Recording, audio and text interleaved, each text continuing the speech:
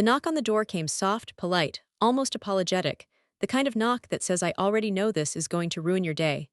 Amara remembered freezing halfway down the stairs, her hand gripping the railing as if it had suddenly become the only steady thing in her life. "Preston," she called. "Are you expecting someone?" His voice came from the living room, cool and irritated. "Just answer it, Amara. For once, be useful." That line, "be useful," sliced straight into the softest part of her spirit. She hated how easily he could do that, but she opened the door anyway. A woman stood there dressed in soft blue scrubs, the kind private nurses wear for wealthy patients who never want to look sick. Everything about her was warm and polished, caramel skin, neat braids tucked behind one ear, eyes too observant to be comfortable. "Hello, Mrs. Hale," the woman said gently. "I'm here for Preston, Mrs. Hale." She said it like she was testing the name on her tongue. Before Amara could ask anything, Preston rushed behind her and pulled the woman inside, as if shielding her from Amara. "This is my private nurse," he said. "I told you I needed someone competent around here." The words were a slap, but that wasn't what made Amara's knees weaken. It was the way the woman looked at her, not with pity, not with judgment, with recognition. And then the soft whisper as she passed. "I know who you are, Amara. And I know what he's doing to you." Queens, if this opening already has your heart tapping like a drum, go ahead and like, subscribe, and hit that bell. And for the attendance check, drop your name, city, and the word present in the comments. We've got a storm coming. 90 minutes earlier, Amara had been preparing Preston's lunch, something he demanded she continue doing ever since he decided her job as an interior designer was unnecessary stress. "You should thank me," he'd said last week. "I'm giving you a break from pretending you're talented." She hated how his voice could take a warm kitchen and make it cold. When the nurse arrived, Preston suddenly became a different man, nervous, overly polite, attentive in a way he never was with Amara. "Are you comfortable?" he asked the woman. "Do you need water? Would you like to sit?" Amara blinked. This man had once told her she drank water too loud. The nurse, quiet, observing everything, took a seat in the armchair Amara ordered last fall, the one Preston said was a waste of money for someone who never entertains. But now he was entertaining. The nurse's eyes drifted around the room, not with curiosity but with familiarity. Then they returned to Amara's face. "You look just like your mother," she murmured. Amara nearly dropped the tray in her hands. Her mother died when she was 10. The only people who would have known what she looked like were family, and her family fractured years ago. Preston stiffened. "You two know each other," he snapped. The nurse simply smiled. "No, not yet." Preston waved Amara away like an annoying fly. "Go upstairs, Amara. The adults need to talk." The nurse's eyes narrowed almost imperceptibly, but she didn't say anything. Amara swallowed. "I live here, Preston. I'd like to know why." "Oh, please," he said with a short laugh. "If I explain anything, you'll twist it. You always do. You've been off lately." There it was, the theme of the past 6 months. "You forget things. You get emotional for no reason. You accuse me of cheating because of your insecurities. I told you I'd be looking into medical help." The nurse's hand twitched at her side, as if fighting the urge to punch him. Amara felt heat in her chest, anger, humiliation, and something darker. Something like fear. "Preston," she said softly, "you're lying and you know it." He smiled coldly. "That's exactly what someone in your condition would say." The nurse stood abruptly. "Dr. Hale, I think we should step outside." But Preston shook his head. She should hear this. He looked at Amara like she was an obstacle, not a wife. "I'll be filing an evaluation request next week," he said. "You're getting worse. And I refuse to have my career ruined because you can't control your mind." The nurse inhaled sharply, and for the first time, Amara saw it, rage, contained but real. When Preston left the room to take a call, the nurse stepped closer. "Amara," she said softly, "do you know who I am?" Amara shook her head. "Should I?" The woman smiled sadly. "You called me Firefly," she whispered. "When we were kids." The room tilted, the air left Amara's lungs. "Nyla," her voice cracked like a child's, her cousin, her missing cousin, vanished at 16. Her aunt still lit candles every birthday. Nyla nodded once, tears shining. "I'm here because someone reported Preston's request to have you evaluated. It looked suspicious. I took the case. Then I saw your name." Her hands trembled as she reached into her purse and slipped a sealed document under the coffee table. "This is your file, the one he submitted, the one he doesn't want you to read. Don't open it until you're alone." Amara whispered, "Why would he do this? Why?" Nyla looked toward the hallway where Preston spoke on the phone. "He wants access to your trust," she said. "Your inheritance, everything your mother left you. He's building a medical paper trail to prove you're unfit." Amara felt the world split down the middle. And that's not even the worst part, Nyla added. Before she could explain, Preston re-entered the room, smiling too wide. Everything okay in here? Nyla stepped back into her professional posture. Yes, Dr. Hale, she said. Everything's just beginning. Amara waited until Preston left for his emergency shift before sliding the sealed packet out from under the table. Her name was printed across the top. Amara Lewis Hale, preliminary mental assessment request. Inside were pages of lies. Patient shows signs of paranoia. Patient has violent outbursts. Patient fabricated domestic incidents. Patient may be experiencing delusions about infidelity, and the signature Dr. Preston Hale, MD, her husband, the man she supported through residency. The man she paid rent for when he was broke.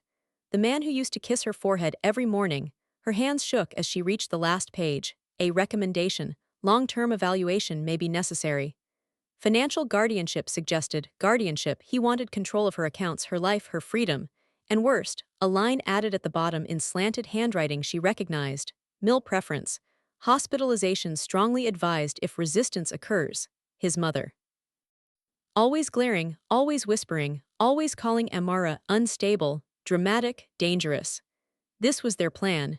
A slow suffocation disguised as medical concern. Amara pressed the file to her chest and closed her eyes, whispering, "This man is trying to erase me." Just as she wiped her tears, her best friend Itzel burst into the house without knocking, as always. "Girl," she said breathlessly, "I just saw Preston's car at the Riverbend Apartments. You know who lives there? That blonde resident doctor he swore he didn't even speak to." Amara's stomach dropped. Nyla's warning echoed, "That's not even the worst part." "I need to show you something else," Itzel said, digging into her purse. She pulled out a tiny camera, the kind used in nanny cams. "It was in your guest bathroom vent," she whispered.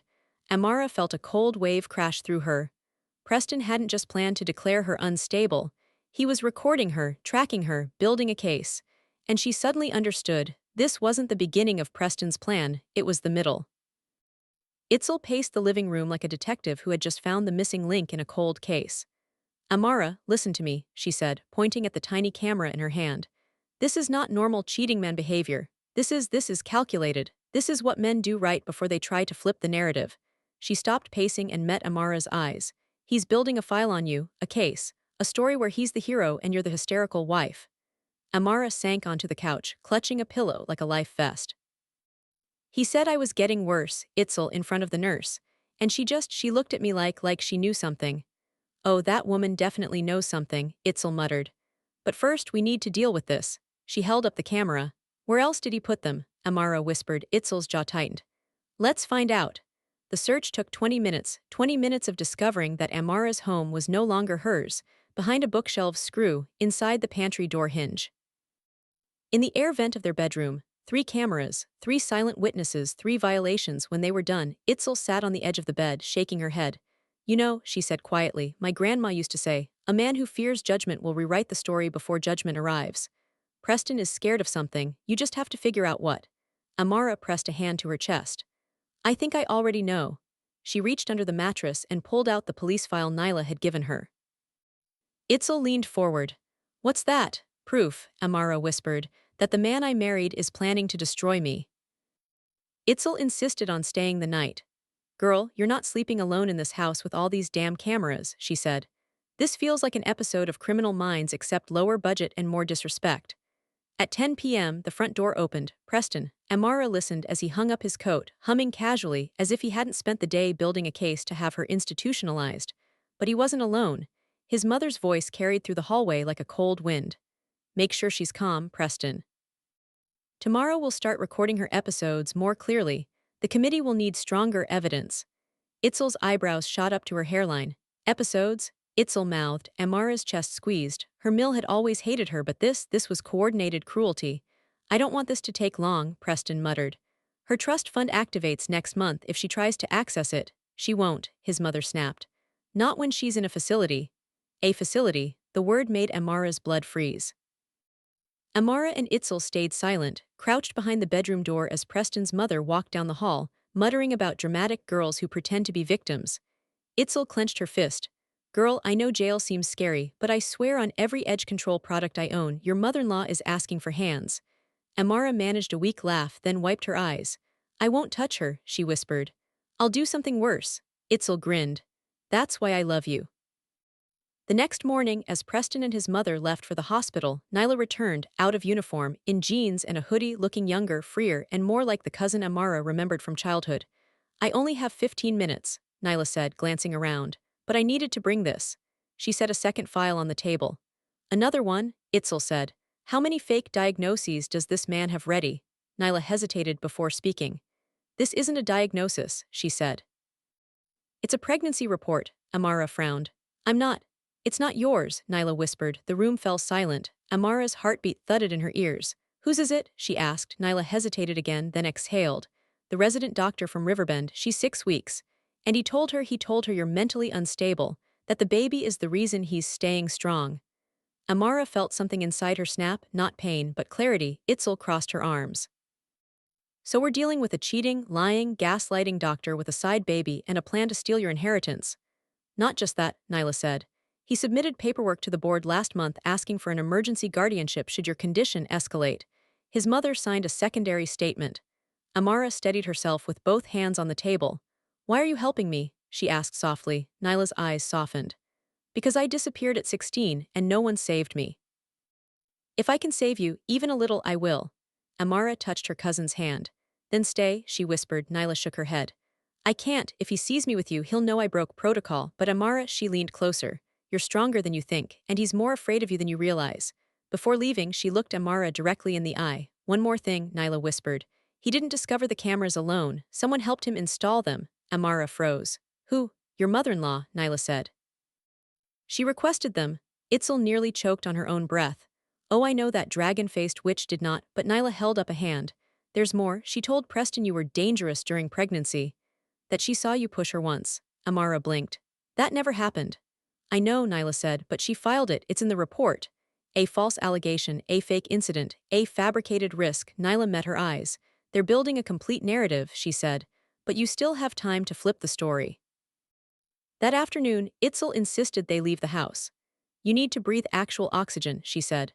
Not this contaminated, gaslit, toxic air your husband exhaled. They drove to Nyla's clinic to check surveillance. Nyla had promised to send footage when the cameras caught Preston and his mother scheming. But on the way, Amara spotted something through the hospital's glass entrance that made her chest seize. A woman, standing beside Preston, touching his arm, laughing, the resident doctor, the pregnant one. But that wasn't what froze Amara, it was the woman walking behind her. A woman who looked startlingly like Amara, same hair texture, same skin tone, same height, same profile. Amara's mouth fell open. Is that? Itzel started. A double, Amara whispered. No, a doppelganger. And then she saw Preston's mother whispering to the lookalike, adjusting her sweater like she was dressing a doll. Itzel grabbed Amara's arm. Why does that lady look like she's about to audition her for your role? Amara's breath trembled, because suddenly everything in Preston's file made sense. A mentally unstable wife, a woman prone to violent episodes, a husband concerned for public safety, a staged incident with a woman who looked like her. Itzel whispered, oh girl, they're trying to set you up for a fake public breakdown. Amara's vision sharpened, her fear dissolved, her spine straightened.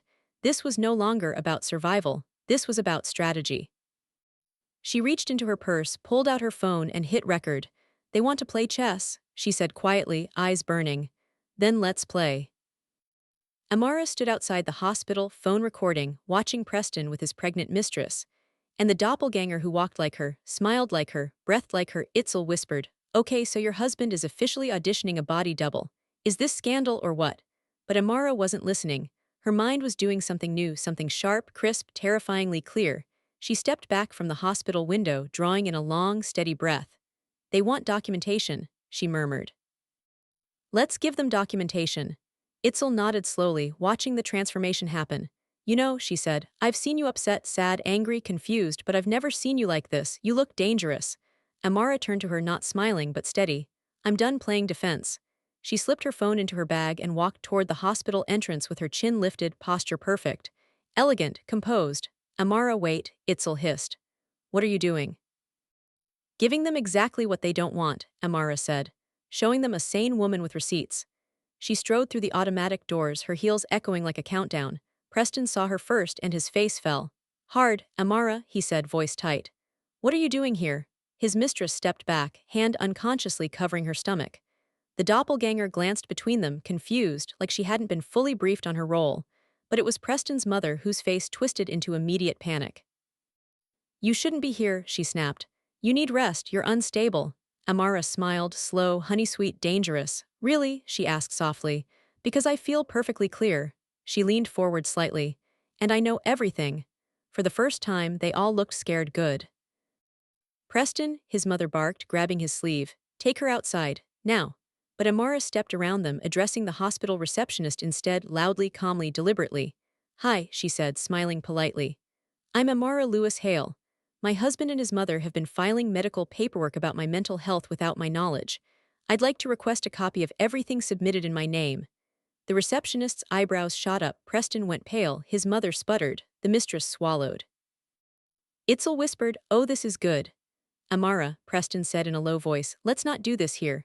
We absolutely will, Amara replied sweetly, because transparency is essential for mental wellness, isn't it?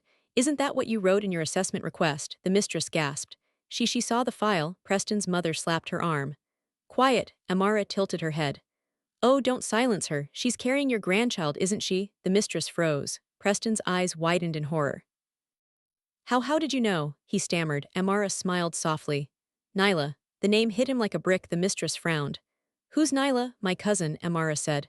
The nurse you hired to evaluate me, Preston blinked. No, she wasn't supposed to, she did, Amara said. And you're slipping. His mother stepped forward, eyes blazing. That woman is dead. The words slipped out before she could stop them. Everyone froze. Amara's heart slammed into her ribs. What did you say? She whispered. The older woman's face drained of color. I meant that girl, she disappeared years ago. No, Amara said, stepping closer. You said dead. Preston grabbed his mother's arm. Mom stopped talking, but she couldn't help herself, she was unraveling. That girl ruined everything, if she hadn't come back none of this would be happening, Itzel gasped. Wait, hold on, you knew Nyla was alive. His mother slapped a shaking hand over her mouth. Amara's voice dropped to a dangerous whisper. What did you do to her? His mother stumbled back. Nothing, I just your trust, your inheritance, he needed, you don't understand. Oh, I understand, Amara said slowly. More than you think.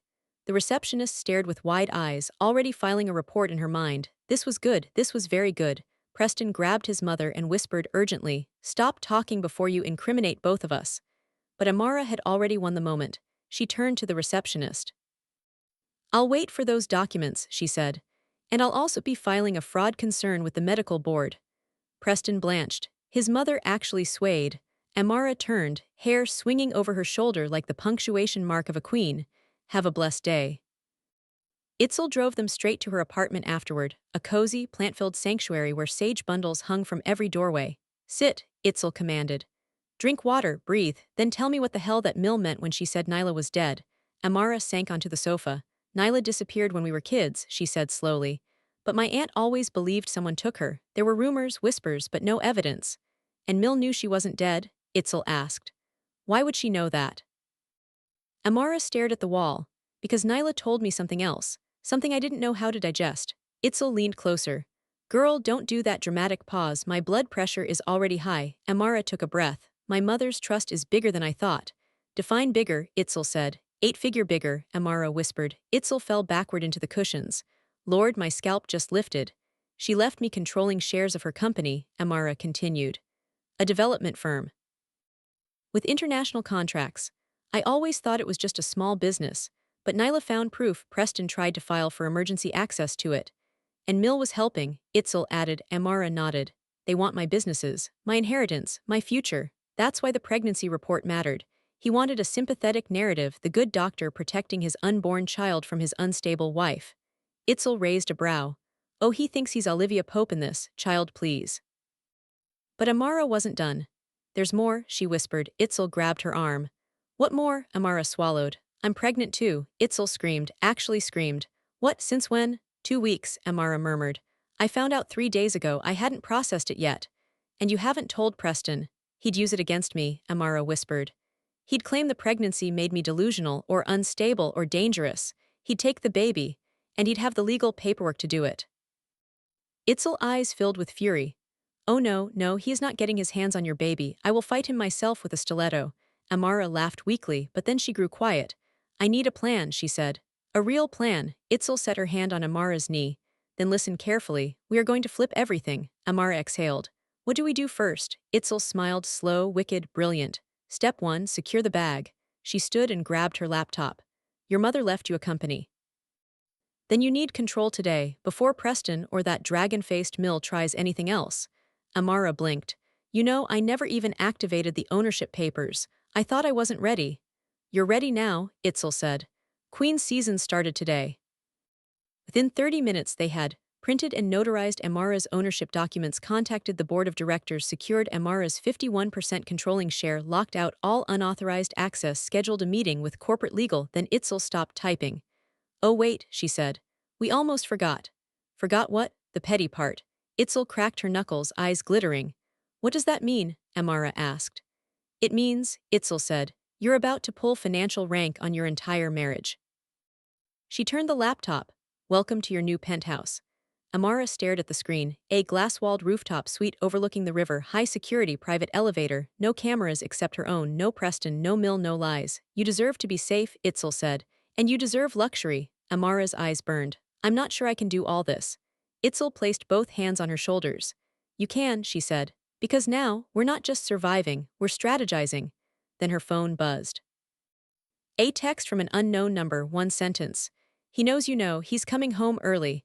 Amara's blood ran cold. Itzel stood immediately. Girl, pack now. The moment the text came in, he knows you know, he's coming home early.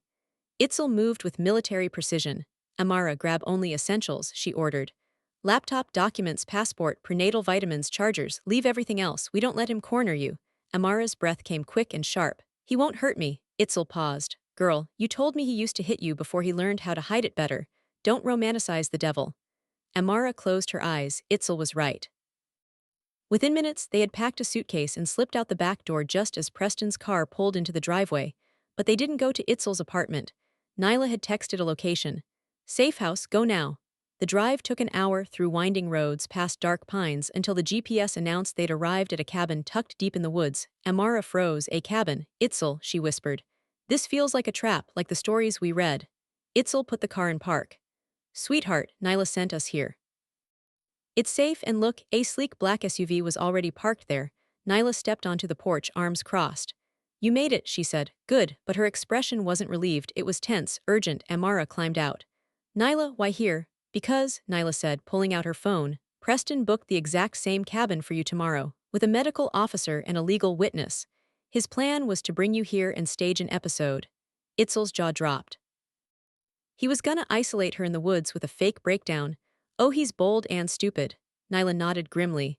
He had a whole narrative ready: stress, pregnancy hormones, a violent outburst, enough to justify a 72-hour psychiatric hold. Amara's knees weakened. That's why I rushed you here tonight, Nyla said. Because when he shows up tomorrow with his team, my cameras will already be rolling. Amara blinked. Your cameras? Yes, Nyla said. I installed surveillance of my own.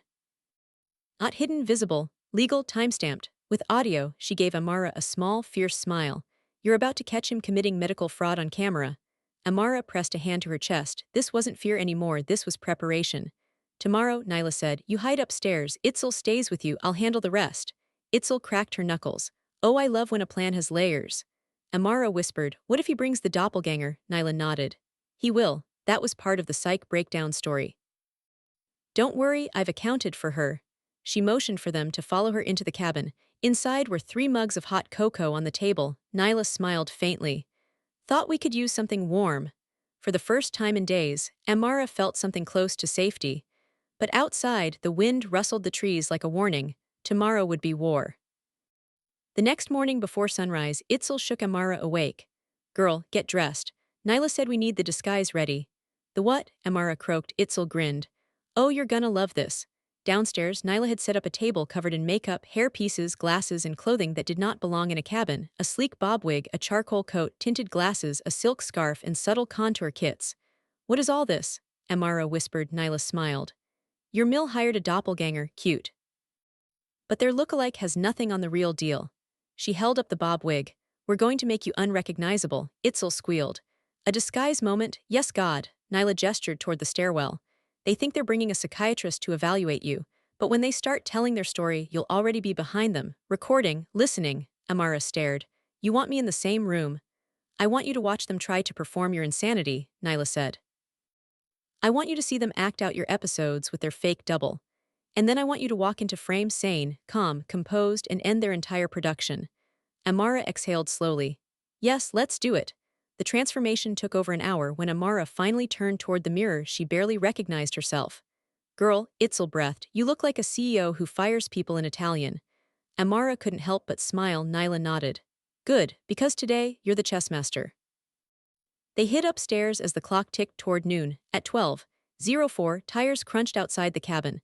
Through the window, they saw Preston, his mother, the pregnant mistress, the doppelganger, and a psychiatrist who looked far too eager for a paycheck. Nyla whispered, positions. She headed downstairs, leaving the upstairs door cracked for audio. From the stair landing, Amara watched as the group entered. The doppelganger was trembling. Preston's mother shoved her forward. Remember, the older woman hissed. You flinch, you cry, you say Amara screamed and shoved you. The psychiatrist nodded. We'll document everything. Preston stepped in front of the fireplace, sighing dramatically. She's gotten worse. She's unstable. I'm worried about the baby. His mistress sniffled, voice shaking. She threatened me. She said she'd ruin my child. Amara actually laughed under her breath at how unbelievably bad their acting was. Itzel rolled her eyes. Oh, this is giving low-budget community theater. Downstairs, Nyla joined them with a calm, clinical expression. Please begin, she said. I'm already recording, and they did. They acted out a full scene. The doppelganger pretended to scream. Preston pretended to protect his mistress. His mother pretended to cry. It was ridiculous. It was insulting. It was also perfect. Nyla asked supportive, professional questions. And then, at the peak of their performance, she said, one last question. Where is Amara now? Preston smirked. In the bedroom upstairs. A voice cut him off. No, Amara said, stepping down the stairs in her disguise, voice smooth, rich, dangerous. She's right here. Everyone froze. The doppelganger screamed. His mother clutched her chest. Preston's face drained of color, and Amara removed her tinted glasses with a flourish. Continue, she said sweetly. I'd love to hear more about my instability. Silence, the deepest, most terrified silence Amara had ever witnessed. Then chaos. You tricked us, Preston sputtered. You're manipulating the situation, his mother shrieked. This is entrapment. Nyla lifted her tablet, showing the red recording dot. Actually, this is documentation. Itzel strode down the stairs behind Amara, arms crossed like a bodyguard. Smile for the camera, she said. Y'all about to go viral in court.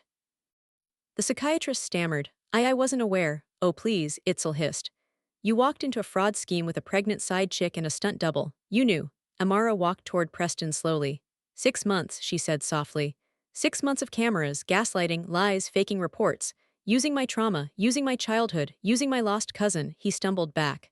Amara, please, I can explain. You already did, she said, nodding toward the recording. And the police will love it. His mother pointed a shaking finger at her. You think you've won? You think you're safe? You're nothing without my son, nothing. Amara stepped close enough to see her reflection in the older woman's watering eyes. Funny, she said softly, because I just got promoted. She handed the older woman a crisp envelope. What is this? She snapped. My new business card, Amara said. CEO of the company you tried to steal. The mother-in-law's lips trembled. And then Amara turned to the doppelganger, a scared young woman who clearly had no idea what she signed up for. You, Amara said gently. Go home, you're not part of this anymore. The woman looked relieved, grabbed her bag and ran. The pregnant mistress started crying harder. Amara, please don't ruin his career, she sniffed. He said you were unstable. He said he had no choice.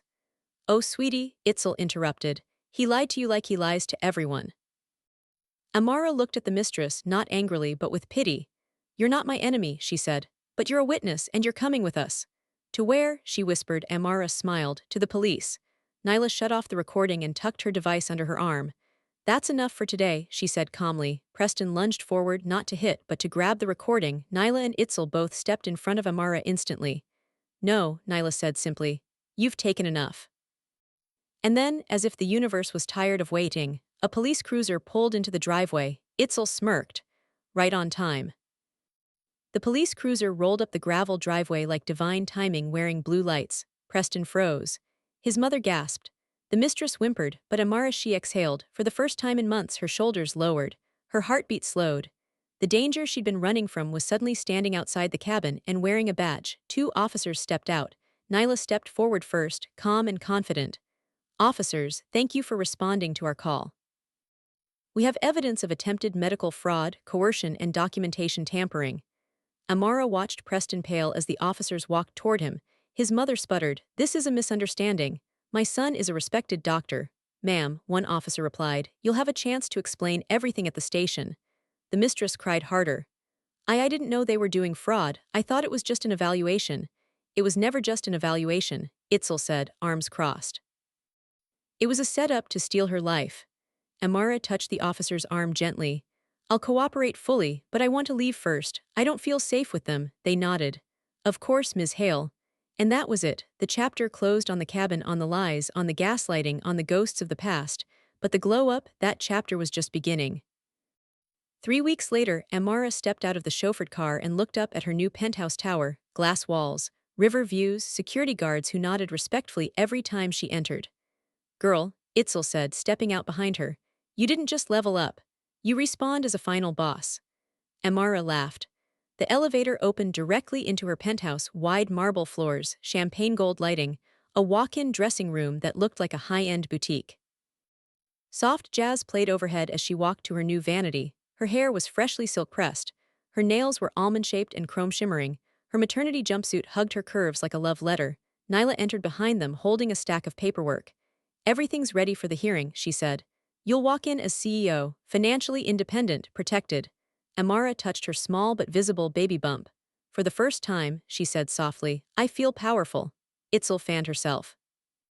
"Girl, you look powerful. Honestly, Preston and his mother gonna faint when they see you." Nyla smirked. "Oh, they've been trying to negotiate, pleading, bargaining. Their lawyers are scrambling." "Let them scramble," Amara said. "I'm done planning around their comfort." She tightened the belt of her designer trench coat. "Let's go end this." The courthouse bustled with reporters, legal clerks, and spectators. But when Amara walked in glowing, poised, expensive, the entire room stilled. She was unrecognizable from the woman Preston once tried to break. She looked like she owned the building. "Itzel," she whispered, "what if he tries something?" "Sweetheart," Itzel said, patting her bump, "you got more protection than a diamond shipment. And legally, you bulletproof." They approached the courtroom doors. Inside, Preston sat at the defendant's table, jaw clenched, eyes red as though he hadn't slept in days.